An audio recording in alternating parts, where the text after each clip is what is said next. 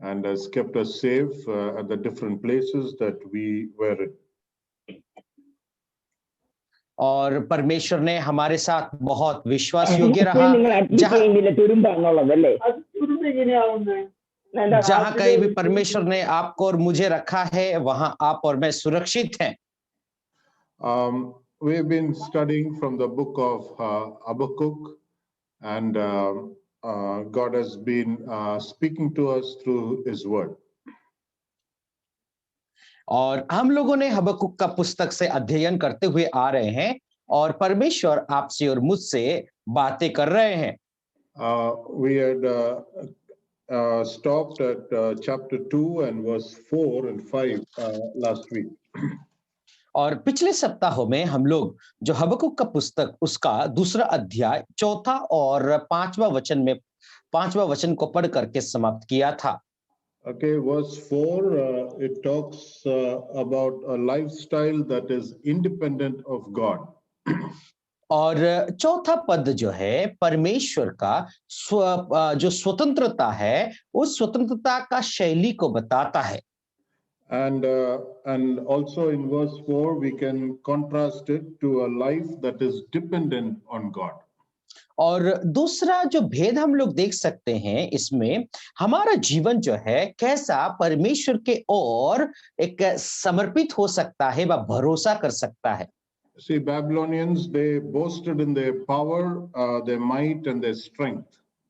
और हम जानते हैं कि बहुत समय तक उन्होंने अपना शक्ति, अपना सामर्थ, अपना बल के ऊपर उन्होंने भरोसा किया था। So that made them proud, as we read in verse 4. और चौथा पद में हम लोग देखते हैं वो सब कुछ उनको बहुत घमंडी बना दिया। So they did not want God to be their strength. They did not want to depend upon God, but they wanted to depend on their own strength. और हम देखते हैं कि वो परमेश्वर के और भरोसा करके परमेश्वर ही हमारा सामर्थ है, शक्ति है, इस बात को कहने के बजाय वे लोग अपना ही शक्ति और सामर्थ के ऊपर उन्होंने भरोसा किया। And in verse 5, we see the characters, what they wanted to do, what they were. They were given to wine. They wanted to enlarge, or was never satisfied, and they also wanted to gather all nations and collect. That means they wanted to keep growing an evil ambition that they had. और पांचवा पद को हम लोग देखते हैं तो वहां पर हमें यह समझ में आता है कि वे लोग जैसे कि जो अलग जो लालसाएं हैं उन लालसाओं के प्रति गए और उसके साथ साथ हम समझते हैं कि वो लोग दारू शराब ऐसे में जो है अपने जीवन को वे लोग समर्पित कर दिया। So a lifestyle that is totally independent of God. और जो स्वभाव और शैली है वो परमेश्वर के ऊपर भरोसा करता है। But then we contrast it to a lifestyle that is dependent on God. लेकिन हम लोगों ने देखा कि हमारा जो जीवन कैसा होना चाहिए था कि हमारा जीवन जो है परमेश्वर के ऊपर भरोसा रखने वाला जीवन होना था। Okay, that is given in verse 4, the righteous will live by his faith.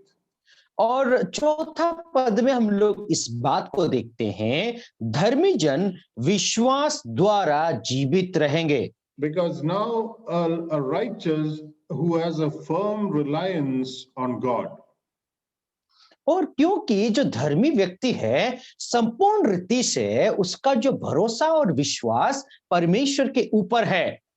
He is not only wanting to be faithful in keeping God's moral law, but also he wants to have a firm reliance on God. और उसका जो विश्वास और भरोसा जो परमेश्वर के और उतना ही नहीं बल्कि संपूर्ण रीति से उसका भरोसा परमेश्वर के और है। We know that we have begun our Christian life with the faith in Jesus Christ. और आप और मैं जानते हैं कि हमारा जो विश्वास जीवन है वह मसीही जीवन प्रभु यीशु मसीह को विश्वास करके शुरू किए हैं। But our faith grows also during our Christian life. और उसके साथ साथ हमारा जो मसीही जीवन जैसे ही बढ़ता जाता है वैसे ही हमारा विश्वास भी बढ़ते जाता है। So that is why we have to continue to rely only on God and not on our strength. इसीलिए मेरे प्यारो हमारा जो विश्वास और भरोसा है, जो हमारा विश्वास और भरोसा हमारे ऊपर नहीं बल्कि परमेश्वर के ऊपर होना है। So our faith in God is what makes us grow in our spiritual life. मेरे प्यारो हमारा विश्वास ही है जो हमारा आत्मिक जीवन में मसीह में बढ़ने की एक रास्ता है, रहा है। So a life of faith is what a Christian or a believer must have. और एक विश्वास का जीवन ही एक विश्वासी का जीवन में होना बहुत आवश्यक है। We saw last week that this verse, the righteous will live by faith, is given 3 times in the New Testament, and it has to take 3 verses to explain that verse in verse 4. और जो है ये चौथा पद है, इस चौथा पद को जो हमें समझना है तो नया नियम के 3 ऐसे पदों को हमें पढ़ना है जहां पर कि एक विश्वासी कैसे विश्वास में जीवित रह सकता है। So what we need to understand and keep in mind is that we begin with faith and we have to continue in faith in God, and there has to be nothing else in it.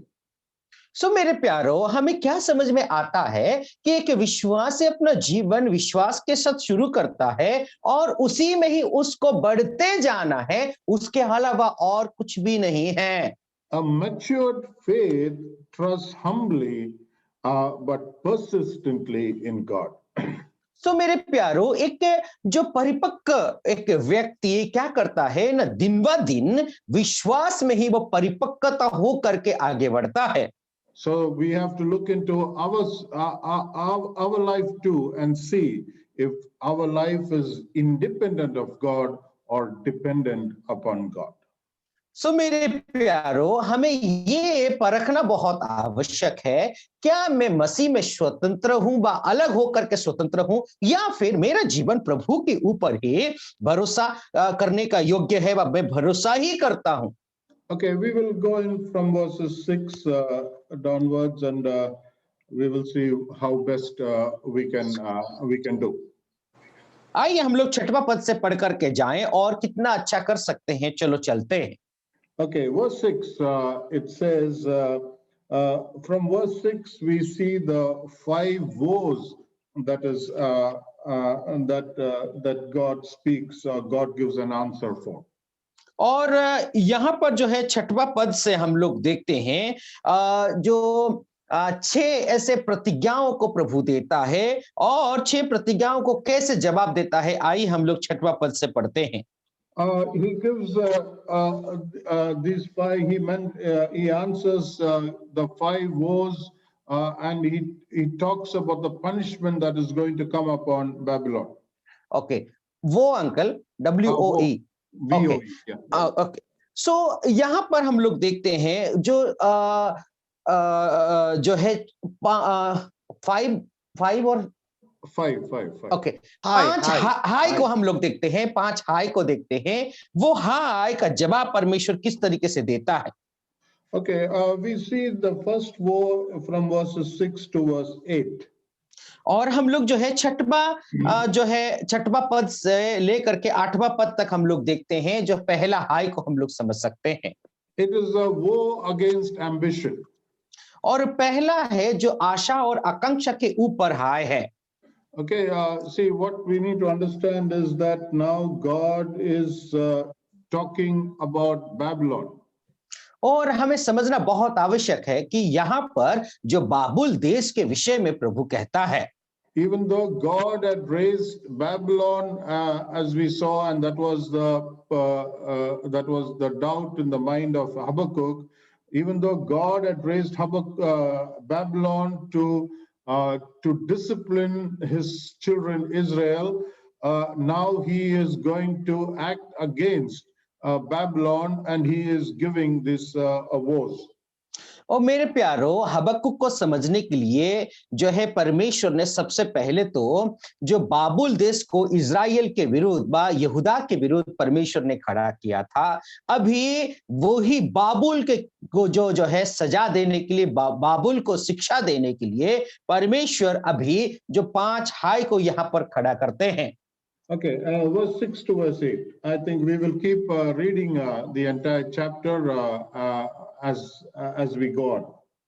और हम लोग जो है 6वां पद से 8वां पद तक पढ़ेंगे। जैसे ही हम लोग आगे बढ़ते जाएंगे वैसे ही हम लोग इस अध्याय को समाप्त करेंगे। Okay, verse 6 to verse 8. पढ़ेंगे 6 से 8। हाँ पढ़िए ब्रदर। देखो मैं कसदियों को उभारने पर हूं। सही है ना? नहीं, दूसरा अध्याय, और 6वां पद से। क्या वे सब उसका दृष्टांत चलाकर और उस पर ताना मारकर ना कहेंगे कि हाय उस पर जो पराया छल छीन कर धनवान हो जाता है, धन छीन कर धनवान हो जाता है। कब तक हाय उस पर जो अपना घर बंधक की वस्तु से भर लेता है। जो तुझसे कर्ज लेते हैं, क्या वे लोग अचानक ना उठेंगे और क्या वे ना जागेंगे जो तुझको संकट में डालेंगे। और क्या तू उनसे लूटा ना जाएगा। तूने बहुत सी जातियों को लूट लिया है, सो सब बचे हुए लोग तुझे भी लूट लेंगे। इसका कारण मनुष्यों की हत्या और वह उपद्रव भी जो तूने इस देश और राजधानी और इसके सब रहने वालों पर किया है। Okay, this is the war against ambition. और यहां पर हम लोग देखते हैं जो आशा के ऊपर एक बहुत बड़ी हाय है। Okay, we see in verse 6 that for how long and make himself rich with loans. So he wants to gather, he wants to become rich. और हम लोग देखते हैं तुम कितना दिन तक जो है बंधकों का चीज को अपने पास रख करके तुम अमीर होते जाओगे। वो 6वां पद में हम लोग देखते हैं। Okay, and then in verse 8 we see you have looted many nations, so that means they are wanting to grow. Their ambition is to become rich. और हम लोग देखते हैं कि वे लोग बहुत सारे चीजों को, बहुत सारे सामान वे लोग लूट रहे हैं। उनकी आशा और आकांक्षा यही है कि वे अमीर होना चाहते हैं। And their ambition was to plunder nations and to capture them and to take their wealth and make it theirs. और हम लोग देखते हैं कि उनका यही एक आशा थी कि बहुत सारे देशों को अपना वश में कर ले, गुलामी बना ले और उनका जो धन और दौलत है उनको लूट करके अमीर बन जाए। We know that in BC 539 the Medo-Persian they attacked unexpectedly upon Babylonians and Babylonians were defeated. और हम लोग जानते हैं कि जो है 539 ईसा पूर्व में आशूर देश के जो राजा है वे लोग आए, आक्रमण करके संपूर्ण रीति से अपने बस में कर करके वे लोग लेकर के चले गए। But there is one thing that God says here in his answer, you will become a plunder for them, in verse 7. और 7वां पद में हम लोग देखते हैं तुम जो दूसरों को लूट रहे थे तुमको जो है लोग लूटेंगे। इस बात को 7वां पद में हम पढ़ सकते हैं। Okay, you have looted nations, now you will be looted. तुमने बहुत सारे देशों को लूटा है, तुम लूटे जाओगे। So the looter becomes the looted. अभी जो लूटने वाला व्यक्ति है अभी वो लूटा हुआ व्यक्ति बनेगा। See, what does it tell us? यह हमें क्या बताता है मेरे प्यारो? That God will punish evil. मेरे प्यारो, उसका अर्थ यह है कि परमेश्वर दुष्टता को दंड देता है। See, Babylon as a nation, they were looting other nations and they were taking away their wealth and they were increasing. That was their ambition. But now they have been destroyed. They will be destroyed by God and God will punish evil. सो मेरे प्यारो, देखिए कितने दिनों तक जो है बाबुल देश के लोग आकर के इजराइल को लूट रहे थे और उनको सजा दे रहे थे। लेकिन परमेश्वर क्या कर रहे हैं? जिन्होंने इजराइल को लूटा था उनको परमेश्वर जो है विपरीत तरीके से सजा देता है, दंड देता है। देखिए परमेश्वर दुष्टता को दंड देता है। We have to keep this in our mind. It's a comfort for us that when we see evil that is going around us, we can have that faith in God, that God who sees all these things happening, he will punish evil one day. मेरे प्यारो, आप और मैं जब अपने चारों ओर को हम लोग देखते हैं, उस वक्त आपको और मुझे इस बात को समझ में आना बहुत आवश्यक है। जब दुष्टता बढ़ता है तो परमेश्वर उस दुष्टता के कारण दंड बस सजा भी देगा। Evil or anything that is happening around the world is noticed by God, and he will see to it that the evil doer will be plundered, will be defeated. सो मेरे प्यारो, ये जो संसार में दुष्टता जो चल रहा है, जो पाप बढ़ रहा है, उस हरेक पाप को, हरेक दुष्टता को, मंदता को परमेश्वर नजरअंदाज नहीं करता, दृष्टि देता है और परमेश्वर उस दुष्टता को दंड बस सजा जरूर देगा। Okay, the second woe is seen from verses 9 to verse 11. और दूसरा जो हाय हम लोग देखते हैं 9वां पद से लेकर के 11 पद तक। Can we read 9 से 11? 9 से 11 पढ़िए। हाय उस पर जो अपने घर के लिए अन्याय के लाभ का लोभी है, ताकि वह अपना घोंसला ऊंचे स्थान में बनाकर विपत्ति से बचे। तूने बहुत सी जातियों को काटकर अपने घर लिए लज्जा की युक्ति बांधी और अपने ही प्राण का दोषी ठहरा, क्योंकि घर की भीत का पत्थर दुहाई देता है और उसके छत की कड़ी उसके स्वर मिलाकर उत्तर देती है। हाय उस पर जो बस okay this is the woe against greed. और दूसरा जो हाय है, जो लालच के प्रति हाय को हम लोग देख सकते हैं। Okay, woe to him who gets evil gain for his house.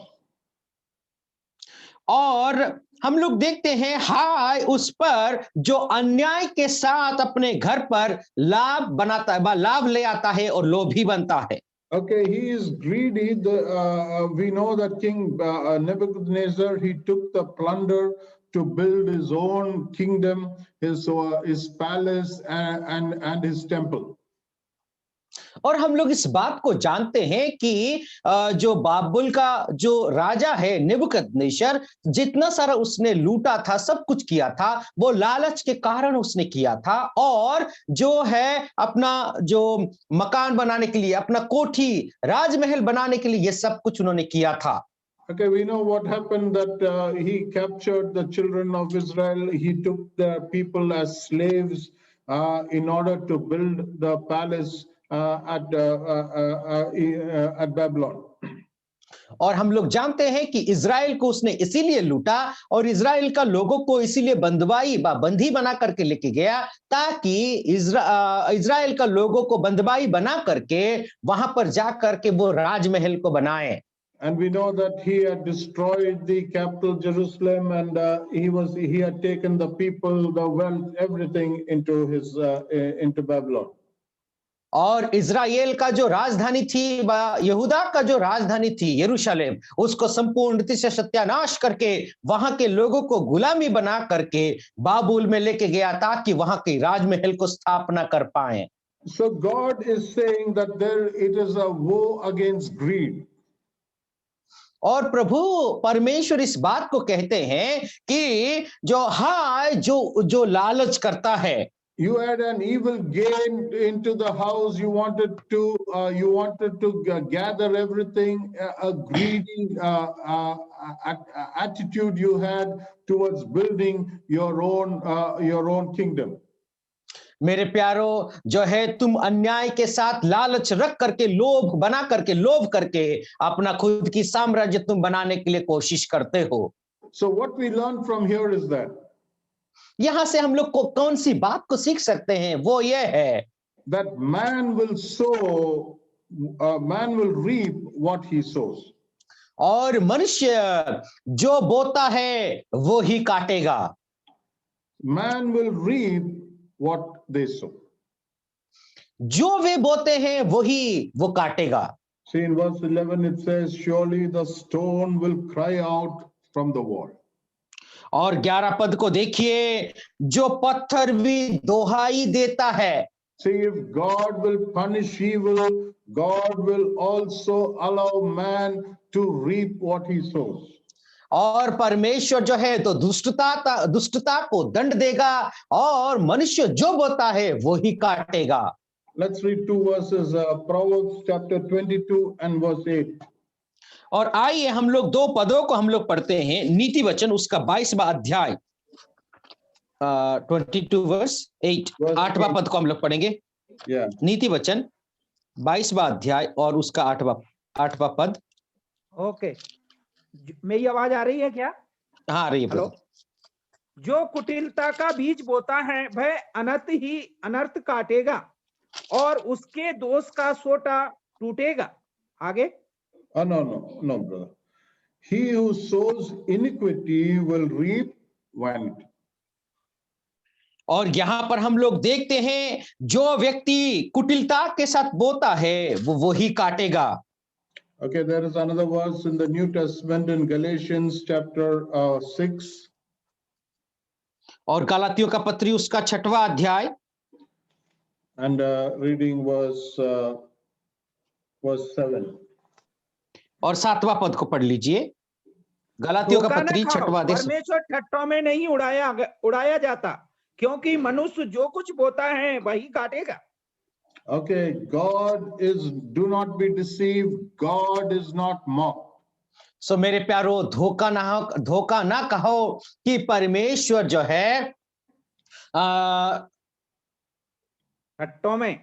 ठट्टों में उड़ाए जाने वाला नहीं है। Okay, for whatever a man sows, this he will also reap. और मनुष्य जो बोएगा वो ही वो काटेगा। See, that is something that we need to know in our personal lives too.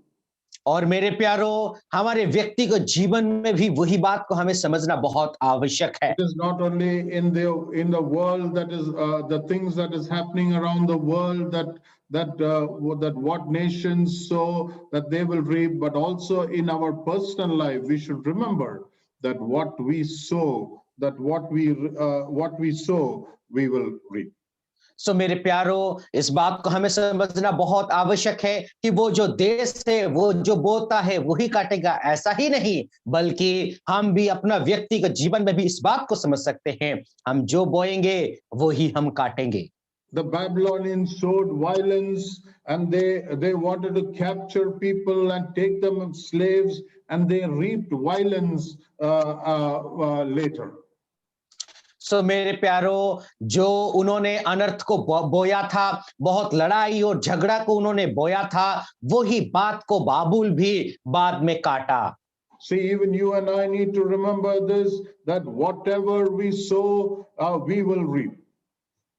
मेरे प्यारो, इस बात को हमें याद रखना बहुत आवश्यक है, जो हम बोएंगे वही हम काटेंगे। See, if we sow kindness and mercy and goodness and love, we will also reap kindness and mercy, goodness and love. सो मेरे प्यारो, आप और मैं यदि दया, करुणा, भलाई ये सब कुछ यदि हम लोग बोएंगे, तो वो जो है दया, करुणा और भलाई हम काटेंगे। If we are interested to sow evil or to sow wrong things, we will reap it. मेरे प्यारो, यदि आप जो बुराई बोने के लिए आप यदि दिलचस्पी रखते हैं, तो ध्यान रखना वही बुराई ही आप काटोगे। And that is what is that warning in Galatians chapter 6, that God is not mocked. God will not be mocked, and be not deceived of what you are doing, that you will reap what you sow. इसीलिए गलातियों का पत्री उसका 6वां अध्याय 7वां पद में हमें याद दिलाता है कि परमेश्वर ठट्टा में उड़ाए नहीं जा सकता, क्योंकि जो तुम बोगे वही तुम काटोगे। So we saw a war against ambition, a war against greed. और दो बातों को हम लोगों ने देखा। पहला है आशा के विषय में जो हाई थी, जो आकांक्षा के विषय में हाई थी। अभी दूसरा लालच में भी परमेश्वर की हाय है। Thirdly, we see a war against cruelty. और दूसरा जो है क्रूरता के ऊपर हाय है। We read that in verses 12 to verse 14. और वो हम लोग 12 पद से लेकर के 14 पद तक हम लोग पढ़ सकते हैं। 12 से 14। ओके। Habakkuk 2, yeah. दो अध्याय में ही है ब्रदर। ठीक है, ठीक है, ठीक। 12 से 14। हाय उस पर जो हत्या करके नगर को बनाता और कुटिलता करके गढ़ को दृढ़ करता। आगे 14 पद तक ब्रदर। ओके। देखो क्या सेनाओं की यहोवा की ओर से यह नहीं होता कि देश देश के लोग पश्चिम तो परिश्रम तो करते हैं, परंतु वे आग का कौर होते हैं, और राज्य राज्य के लोगों का परिश्रम व्यर्थ ही ठहरता है, क्योंकि पृथ्वी यहोवा की महिमा के ज्ञान से ऐसी भर जाएगी जैसे समुद्र जल से भर जाता है। Okay, war against cruelty. और यहाँ पर क्रूरता के ऊपर जो है परमेश्वर की हाय। See, woe to him that builds a city with bloodshed. और हाय उस व्यक्ति को जो व्यक्ति की जो है खून व लहू से खून बहा करके अपना नगर को स्थापना करता है। And founds, verse 12, and founds a town with violence. और जो है कुटिलता करके अपना गढ़ को जो है दृढ़ करता है। Isn't that what is happening these days in in the places where we are in? सो मेरे प्यारो, क्या आप और मैं जहां पर रहते हैं ऐसा हो करके जो है लोग जो है अपना देश को स्थापना करते हैं कि नहीं? Building a nation or a city with one agenda. और अपना देश को जो है एक एजेंडा को लेकर के अपना देश को वो लोग बना रहे हैं, शहर को बना रहे हैं। And the bloodshed that is happening because of that. और उसके कारण जो है बहुत सारे ऐसे लहू बहा रहे हैं। The cruelty that is going on. और जो कुटिलता अभी बढ़ते जा रहा है, क्रूरता बढ़ते जा रहा है। And shouldn't that give us a comfort that God will punish all this? और क्या आपको और मुझे इस बात को तसल्ली लेना चाहिए कि नहीं कि ऐसे चीजों को परमेश्वर जरूर सजा देगा। And in verse 13 we read that these people, they are only working, toiling for fire. और हम लोग देखते हैं कि वे लोग जितना परिश्रम करते हैं वो आग के लिए परिश्रम करते हैं। Whatever that they are working for, whatever they are trying to do is for fire. सो मेरे प्यारो, वे लोग जो कुछ भी करने के लिए प्रयास कर रहे हैं वो सब कुछ जो है आग के लिए ही वो लोग परिश्रम कर रहे हैं।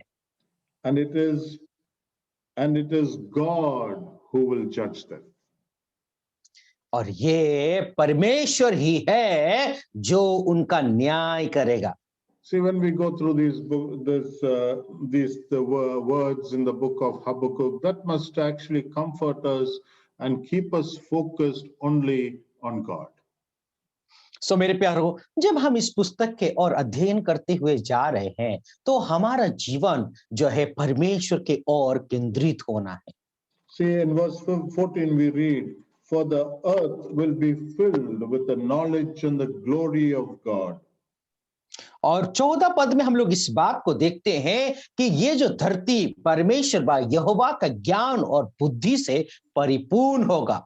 See, what we understand and what we need to remember is that there is only one king who will rule this earth. और आपको और मुझे इस बात को समझना बहुत आवश्यक है, एक ही एक राजा है जो दुनिया को शासन करेगा, And that is Jesus. और वो कौन है? वो है यीशु मसीह। Men will only reign, will not reign permanently. They are just bits and pieces here and there. मेरे प्यारो, मनुष्य जो है वो संपूर्ण रूप से अनंतता का वे लोग शासन नहीं करेंगे, वो तो टुकड़े हैं, यहाँ वहां थोड़ी दिन के लिए वो लोग शासन करने वाले And लोग। you and I are the children of the king, and we should be comforted by the fact that our king is going to rule this world. और उस राजाओं के पुत्र आप और मैं हैं, इसीलिए हमें इस बात को लेकर के तसल्ली ले कि वो हमारा जो महाराजा है, राजा है प्रभु, वो ही हमारे ऊपर शासन करेगा। The people, the nations, the leaders, they may try to build the nation or the cities with violence and with bloodshed. और जो लोग हैं वे लोग क्रूरता के साथ और कुटिलता के साथ अपना गढ़ को, अपना जो शहर है व नगर है, उसको वे लोग स्थापना करेंगे। But for the earth will be filled with the knowledge of the glory of God. लेकिन ऐसा समय आएगा कि परमेश्वर यहोवा का महिमा और ज्ञान से जो है ये धरती परिपूर्ण हो जाएगा। So all this cruelty that is happening now, और अभी जो क्रूरता अभी वर्तमान में जो हो रहा है, we can be comforted by the fact that God will triumph over evil. लेकिन हमें इस बात को लेकर के तसल्ली लेना है, उस दुष्टता के ऊपर परमेश्वर की जो है विजय होगा। God will punish evil. परमेश्वर जो है उस दुष्टता को दंड देंगे। Men will reap what they sow. और मनुष्य जो बोएगा वही काटेगा। And God will triumph over evil. और परमेश्वर जो है उस दुष्टता के ऊपर विजयी होगा। Okay, the fourth woe is in verses 15 to verse 17, and that is the woe against drunkenness. और हम लोग देखते हैं जो 15 पद से लेकर के 17 पद तक जो ये हाय है, वो है जो पियक्कड़ों के ऊपर बा, जो पीते हैं उसके ऊपर हाय है। Okay, verse 15 to verse 17. आइए हम लोग हाय उस पर जो अपने पड़ोसी को मदिरा पिलाता और उसमें विष मिलाकर उसको मतवाला कर देता है कि उसको नंगा देखे। तू महिमा की संति अपमान ही से भर गया है। तू भी पी और अपने को खतनाहीन प्रकट कर। जो कटोरा यहोवा के दाहिने हाथ में रहता है सो घूमकर तेरी ओर भी जाएगा और तेरा वैभव तेरी छांट से अशुद्ध हो जाएगा, क्योंकि लवालोन में तेरा किया हुआ उपद्रव और वहां के पशुओं पर तेरा किया हुआ उत्पाद जिन से वे भयभीत हो गए थे तुझी पर आ पड़ेंगे। यह मनुष्यों की हत्या और उस पर उपद्रव के कारण होगा जो इस देश और राजधानी और इसके सब रहने वालों पर किया गया है। Okay, this is the woe against drunkenness. और यहाँ पर जो है मतवाला के ऊपर यहाँ पर हाय को हम लोग देख सकते हैं। Okay, they made their neighbors drink and mix venom in their own, even to make them drink. और हम लोग देखते हैं वे लोग क्या कर रहे हैं ना, जो अपने पड़ोसी को मदिरा में क्या कर रहे हैं, वे लोग ना विष मिला करके पिलाते हैं। And they wanted to look on their nakedness.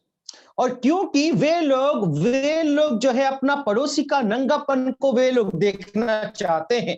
Okay, this is trying to fill or to control their minds with wrong things. और वे लोग जो है गलत चीजों से गलत It's mute. It's on mute. Yes, brother. वे लोग गलत चीजों को देख करके वे लोग को जो है कंट्रोल करना चाहते हैं, वश में रखना चाहते हैं। Okay, this is what the Babylonians did. They got nations drunk and they marched their armies and captured the people. और हम लोग जानते हैं कि बाबुल के लोग जो है उन्होंने ऐसे ही किया था। वो लोग जो है गलत वस्तुओं को दे करके अपना सेना को लेकर के वे लोग इजराइल की ओर चल पड़े। They captured, they slaughtered the people and the animals mercilessly. और हम लोग देखते हैं लोगों को जो है बेरहमी से उन्होंने हत्या किया, उनके जानवरों को भी उन्होंने मार डाला। And we know that God brought the Medo-Persians and defeated the Babylonians. और वैसे ही परमेश्वर भी जो है मेदो पर्सी की लोगों को लाया और बाबुल लोगों को जो है हराया। When we're looking at verse 15, we need to remember that during these days we don't get nations to make the other nations drink. But what we can understand is that they are indoctrinating certain beliefs and certain truths into the minds of people.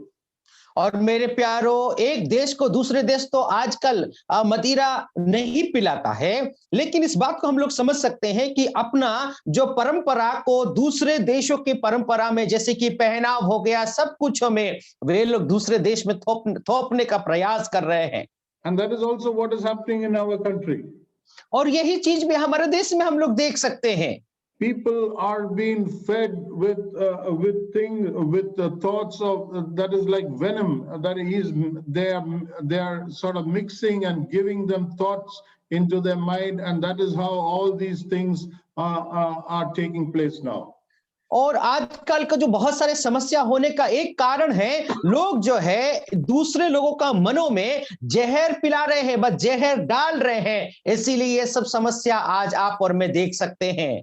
Okay, evil that is being percolated among people.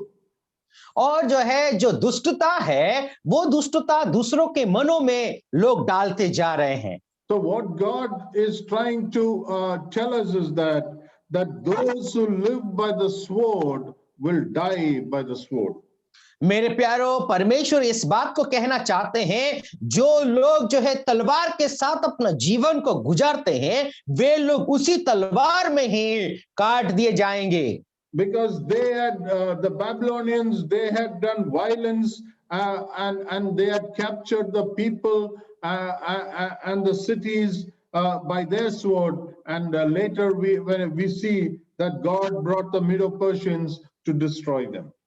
और हम लोग जानते हैं मेरे प्यारो, जो बाबुल के लोग हैं, वे लोग अपना तलवार को इस्तेमाल करके लोगों को हत्या करके जो है लोगों को अपने वश में वो लोग कर लिया था। वैसे ही परमेश्वर भी मेदो पर्शिया का लोगों को ला करके उसी तलवार को इस्तेमाल करके उनको भी हराया। So those who live by the sword will die by the sword. जो लोग अपना तलवार के साथ अपना जीवन को व्यतीत करना चाहते हैं, वे लोग वही तलवार में ही हत्या किए जाएंगे। Okay, the fifth woe we see from verse 18 to verse 20. और हम लोग जो है पांचवा जो हाय को हम लोग 18 से लेकर के 18 पद से लेकर के 20वां पद में हम लोग पढ़ सकते हैं। 18 से 20। खुदी हुई मूरत में क्या लाभ देखकर कर बनाने वाले ने उसे खोदा है, फिर झूठ खिलाने वाली और ढली हुई मूरत में क्या लाभ देखकर ढालने वाले ने उस पर इतना भरोसा रखा है कि ना बोलने वाली और निकम्बी मूरत बनाए। हाय उस पर जो काट से कहता है जाग बा, अबोल पत्थर से उठा क्या वह खिलाएगा। देखो वह सोने चांदी में मड़ा हुआ है, परंतु उसमें आत्मा नहीं, परंतु यहोवा अपने पवित्र मंदिर में है, समस्त पृथ्वी उसके सामने शांत रहे। Okay, this is the war against idolatry. और यहाँ पर जो मूर्ति पूजा के ऊपर जो है हाय है। We know that the Babylonians were great idol worshippers. और हम लोग जानते हैं कि बाबुल के लोग जो है एक बहुत बड़े मूर्ति पूजक थे। And as we read here, and also as we know that idols are the creation of man.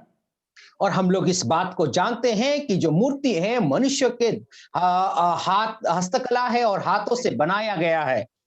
Okay, yeah, when he thinks of when he wants to worship something, it can be anything that he tries to create to make it as an idol and to substitute it for God. तो मेरे प्यारों, हम लोग देखते हैं कि जो व्यक्ति अपने हाथों से निर्माण करता है और परमेश्वर के बदले वो खड़ा करने के लिए प्रयास करता है। See, the idols are made so that people will not think about God, or they want to keep God away from that thing. और हम लोग देखते हैं कि ऐसे मूर्ति पूजा को, ऐसे चीजों को परमेश्वर अपने लोगों को दूर रखना चाहता है। What they are trying to do is that they are looking at the creature and not the creator. और लोग क्या कर रहे हैं कि जो सृष्टि है उसके ओर देखते हैं, लेकिन सृष्टिकर्ता परमेश्वर की ओर वो लोग नहीं देखते हैं। And what we read over here is that the idols bring judgment of God. और हम लोग इस बात को देख सकते हैं कि जो मूर्तियां हैं वे लोग परमेश्वर का न्याय को लेकर के आएंगे। Those who serve idols, material, it can be material or what is there in the mind, which is an idol. Those who serve idols must face the judgment of God. और वे लोग क्या कर रहे हैं, इस संसार के जो है वस्तु हैं उनको पाने के लिए जो है वे लोग क्या कर रहे हैं, मूर्तियों को पूजा कर रहे हैं। We'll read a couple of verses, Ephesians chapter 5 and verse 5. Just efficiency 5वां अध्याय 5वां पद। इधर कौन कौन होस्ट है वो लोग थोड़ा सा ध्यान देने से अच्छा होता, शायद बहुत सारे लोगों का वॉइस खुला हुआ है। क्योंकि तुम यह जानते हो कि किसी बेविचारी या अशुद्ध जन या लोभी मनुष्य की जो मूरत पूजने वाले के बराबर है, मसीह और परमेश्वर के राज्य में मीरास नहीं। Okay. A covetous man who is an idolater. और हम लोग जो देखते हैं, जो व्यक्ति लोभी है वो व्यक्ति एक मूर्ति पूजक भी है। See, that is what is clearly told told by Paul. और वही बात जो है साफ तरीके से प्रेरित पौलुस के द्वारा कहा गया है। A covetous man who is an idolater. और एक लोभी इंसान एक मूर्ति पूजक भी है। Because for him, he wants to put things first before God. क्योंकि उस व्यक्ति के लिए सबसे पहले अपनी वस्तुएं, अपना चीज ही सबसे पहला स्थान है। Okay, this person, he is thinking of gathering things or trying to have things that will keep him away from God. और वो क्या कर रहा है, सबसे पहले बहुत सारे वस्तुओं को अपने सामने ला रहा है, उसको कमाने का प्रयास कर रहा है, जो चीज की परमेश्वर से जो है उस व्यक्ति को दूर करेगा। He is looking at things of this world, but he is not looking at God. और वो इस संसार के वस्तुओं के ऊपर वो देखता है, ना कि परमेश्वर के ओर। He is not interested in God, but he is interested in the things of this world. मेरे प्यारो, वो परमेश्वर के और वो जो है दिलचस्पी नहीं रखता, बल्कि संसार के वस्तुओं के प्रति उसकी दिलचस्पी है। So we have to ask ourselves, are we trying to keep the creations of God in our mind and our lives, rather than having the Creator in our minds and life? सो मेरे प्यारो, क्या आप और मैं इस संसार के जो सृष्टि है, संसार के वस्तुएं हैं, वो सब कुछ अपने मन में रखना है, या फिर जो सृष्टिकर्ता परमेश्वर है, जिन्होंने सब कुछ बनाया, उस परमेश्वर को हमारे मन में, हमारा दिल में रखना है? So a covetous man is an adulterer. सो मेरे प्यारो, हम लोग देखते हैं जो व्यक्ति लोभी है, वो व्यक्ति एक मूर्ति पूजक है। Okay, Philippians chapter 3 and verse 19. आइए हम लोग फिलिपियों का पत्री उसका 3रा अध्याय और 19वां वचन को भी पढ़ लेते हैं। फिलिपियों 3 का 19। There is that word. उनका अंत विनाश है, उनका ईश्वर पेट है, वे अपनी लज्जा की बातों पर घमंड करते हैं और पृथ्वी की वस्तुओं पर मन लगाए रहते हैं। Okay. Their God, their God is their appetite. और हम लोग देखते हैं उनका पेट ही उनका परमेश्वर है। Okay, this is also a sort of, it is idol. और ये भी ये जो पेट है, खाना के लिए ही वो लोग सोचते रहेंगे, ये भी एक मूर्ति के समान है। An appetite an appetite they want to. It is not only of their physical appetite. It can be that their desires to for their own glory or for their own welfare. और मेरे प्यारो, ये जो है शारीरिक भूखा, बस शारीरिक जो भोजन वस्तु ही नहीं, बल्कि वे लोगों का क्या होता है ना, कुछ चीज प्राप्त करने के लिए, प्राप्त करके अपना जीवन की महिमा व घमंड के विषय में भी दर्शाता है। So God is their appetite, and whose glory is in their shame, and they have set their minds on earthly things. और उनका महिमा जो है उनकी लज्जा पर है। वे लोग कभी इस लज्जा को जो है कुछ भी नहीं समझते हैं, महिमा पाते हैं, और उनकी मन और आशा और आकांक्षा इस संसार की वस्तुओं के प्रति है। A hunger for the things of this world. और वे लोग इस संसार के वस्तुओं के प्रति भूखे और प्यासे हैं। Keeping their minds on earthly things. और उनका जो सोच और विचार है संसार के वस्तुओं के प्रति है। So this is what their appetite is. और वही है उनका पेट मेरे प्यारो। 2 Corinthians chapter 10 and verse 5. और 2 कोरिन्थियों उसका 10वां अध्याय और 5वां वचन को हम लोग पढ़ लें। 10वां अध्याय 5। सो हम कल्पनाओं को और हर एक ऊंची बात को जो परमेश्वर की पहचान के विरोध में उठती है खंडन करते हैं, और हर एक भावनाओं को कैद करके मसीह का आज्ञाकारी बना देते हैं। Okay, we are destroying speculations and every lofty thing raised up against the knowledge of God, and we are taking every thought into the captive to the obedience of Christ. सो मेरे प्यारो, हम जो है कल्पनाओं को और हर उच्च बातों को, उन बातों को जो है हम लेकर के आते हैं और परमेश्वर को हम लोग छोड़ देते हैं। Okay, people who worship their intelligence. और लोग जो है अपना बुद्धि और प्रवीणता को ही वे लोग पूजा करते हैं। They are depending upon their intelligence. और वे लोग अपना जो प्रवीणता है उस प्रवीणता के ऊपर ही वे लोग भरोसा करते हैं। And they refuse to submit to God's word. और वे लोग परमेश्वर का वचन के प्रति समर्पित होने में इनकार करते हैं। These are all types of idol or idolatry in the lives of people. और मेरे प्यारो, ये सब कुछ जो है लोगों की जीवन में एक मूर्ति पूजा के बराबर।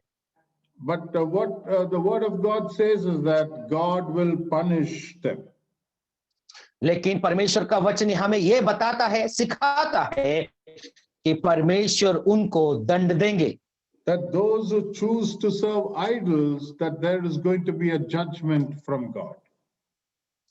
और जो लोग जो है जो मूर्तियों को पूजा करेंगे, उन लोगों को परमेश्वर न्याय करने वाले हैं। So there is a war against idolatry. और इसीलिए हम लोग देखते हैं कि मूर्ति पूजा के ऊपर एक बड़ी हाय है। So we have seen this 5 wars: the war against ambition, war against greed, war against cruelty, war against drunkenness, and war against idolatry. और हम लोग 5 जो है हाय को हम लोगों ने देखा है। पहला हाय जो था आशा और आकांक्षा के ऊपर, दूसरा हाय जो था लालच के ऊपर, तीसरा हाय जो थी वो क्रूरता के ऊपर, चौथा हाय जो था मतवाला के ऊपर, पांचवा हाय जो था मूर्ति पूजा के ऊपर। So God is saying that he is going to bring judgment upon Babylonians who came up, whom he has raised to discipline his children.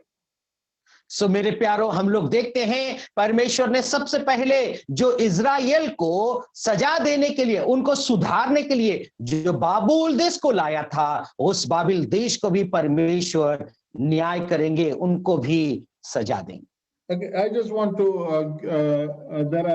end with 3 assurances that is mentioned in chapter 2. और दूसरा अध्याय में 4 जो तसल्ली देने वाली बात है, उस बात को मैं आप लोगों को बता करके समाप्त करना चाहता हूं। Okay, the first assurance is the emphasis on God's grace that is mentioned in verse 4. और चौथा पद में हम लोग देखते हैं कि परमेश्वर का पहला अश्योरेंस, परमेश्वर का पहला जो भरोसा है, that is the grace of God in verse 4. और चौथा पद में हम लोग देखते हैं वो है परमेश्वर की अनुग्रह। Okay, the righteous will live by his faith. और वो बात ये है कि जो धर्मी जन विश्वास के कारण जिएंगे। Okay, we have begun our Christian life with the faith in God. और हमारा जो विश्वास जीवन है, जो हम कैसे न प्रभु यीशु मसीह को विश्वास करके ही हमारा जीवन को शुरू किए हैं। Okay, that faith we have received and we have experienced the grace of God while we have trusted in Jesus Christ. और हम लोगों ने जब प्रभु यीशु मसीह को भरोसा किया, तब ही वो विश्वास और भरोसा हमारा जीवन में हम अनुभव किए हैं। So the emphasis in verse 4 is on God's grace. और जो चौथा पद है वो परमेश्वर की अनुग्रह के ऊपर एक बहुत बड़ी जोर देने वाली बात है। The second assurance is in verse 14. और 14 पद में हम लोग जो है दूसरा जो भरोसा को हम लोग देख सकते हैं। For the earth will be filled with the knowledge of the glory of God. और जो ये धरती है परमेश्वर की महिमा और ज्ञान में परिपूर्ण होगा। So the emphasis is on God's glory. और हम लोग जो बात को हम लोग देखते हैं, यहाँ पर जो परमेश्वर की महिमा के ऊपर जोर दिया गया है। The world is filled with violence and corruption, but it will be filled with God's glory. अभी वर्तमान में जो संसार है वो दुष्टता और क्रूरता में भरा हुआ है, परिपूर्ण है, लेकिन आने वाला समय में परमेश्वर का महिमा और परमेश्वर के ज्ञान में परिपूर्ण होगा। And the third assurance is given in verse 20. और तीसरा जो भरोसा 20वां पद में बताया गया है। The Lord is in his holy temple, let the earth be silent before him. और जो यहोवा अपने पवित्र मंदिर में उपस्थित है, इसीलिए सारा पृथ्वी परमेश्वर के सामने शांत रहे। The emphasis is on God's government. और यहाँ पर हम लोग इस बात को देखते हैं, परमेश्वर की शासन के ऊपर यहाँ पर जोर दिया गया है। The empires may rise and fall. और जो साम्राज्य है वो उठेंगे और फिर गिरेंगे। But God is on the throne. लेकिन परमेश्वर उस सिंहासन पर सदैव विराजमान है। See, let us be comforted by this fact that all what is happening around this world and the things that the violence and the corruption that is happening around this world. But we can be comforted that God is in control and God is still on the throne. सो मेरे प्यारो, आप और मैं इस बात को लेकर के तसल्ली अपने जीवन में ले लें कि इस संसार में भले ही बहुत सारे दुष्टता और क्रूरता जो है और कुटिलता बढ़ते जा रहा है, लेकिन परमेश्वर उस सिंहासन पर विराजमान है, वो ही सब कुछ नियंत्रण करेगा. So this is the answer that God has given to Habakkuk. और यही एक जवाब है परमेश्वर ने हबक्कुक को दिया है. And tomorrow we will complete chapter 3, and we'll complete this book on how Habakkuk now reacts to what God has told. और हम लोग जो है तीसरा अध्याय को कल को पढ़ करके इस अध्याय को समाप्त करेंगे. हबक्कुक अपने जीवन में कैसा प्रतिक्रिया दिया है उस बात को कल को हम अध्ययन करेंगे. Habakkuk has now only words of praise for what God has told him. और हबक्कुक का मुंह में, अपना जो जवान में परमेश्वर के लिए प्रशंसा ही भरा हुआ है, जो कि परमेश्वर ने हबक्कुक और इजराइल के जीवन में किया है. So we will see that tomorrow. May God's name be glorified. और कल को इस बात को हम लोग देखेंगे. परमेश्वर के नाम की महिमा हो. Dear uncle, thank you so much for your wonderful teaching, and it was heart touching. The teaching is not only teaching, but teaching में क्या होता है, बहुत सारे बार हम समझते हैं कि शिक्षा दे करके चले जाते हैं, लेकिन ये जो teaching है, ये हमारे लिए एक शिक्षा के साथ साथ हमारे जीवन में एक प्रैक्टिकल लाइफ में हमारे लिए बहुत ही लाभदायक है. हम लोग कुछ शिक्षा को भी प्राप्त करते हैं. हमारे जीवन में, प्रायोगिक जीवन में कैसे हम लोग जीवन को व्यतीत कर सकते हैं, उस बात को देखा. 5 हाय हम लोगों ने देखा, लेकिन 3 भरोसा को भी हम लोगों ने यहाँ पर देखा.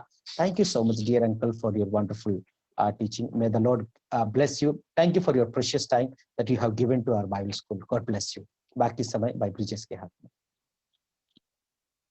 Thank you so much sir, बहुत बहुत धन्यवाद. आपने बहुत ही सुंदर और बहुत ही प्यारा वचन दिया है. हम प्रत्येक के जीवन में वो आपको आशीष करे. Thank you so much. Really it was very nice. Thank you so much. और साथ ही साथ हमारे शिविर सर के लिए भी बहुत बहुत धन्यवाद, जिन्होंने इतना सुंदर और सुशील भाषा में अनुवाद किया है. सर आपको भी बहुत बहुत धन्यवाद. परमेश्वर आशीष करे. और जुड़े हुए सभी भाई बहनों को एक बार फिर से हम धन्यवाद देना चाहते हैं. आप लोग प्यार से और भरोसे के साथ जुड़े और अच्छे से प्रभु के वचन को सुना, उसके लिए बहुत बहुत धन्यवाद. आइए, अब हमारा समय हो गया, हम समाप्ति की ओर बढ़ेंगे.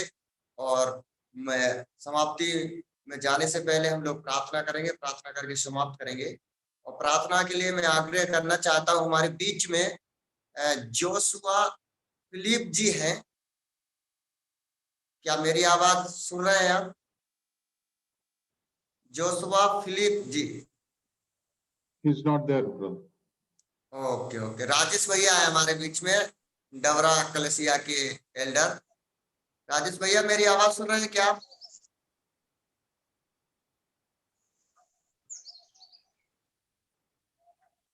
राजेश भाई भी नहीं है, वो चले गए हैं.